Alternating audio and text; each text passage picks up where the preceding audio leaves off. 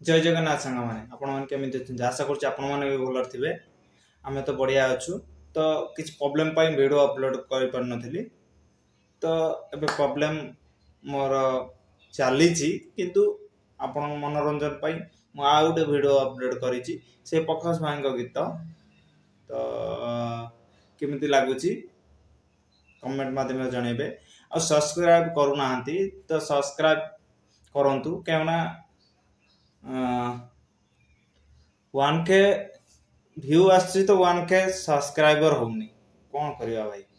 video देखंतु subscribe करंतु भाई लाइक करबा भूलिबेनी चलंतु वीडियो देख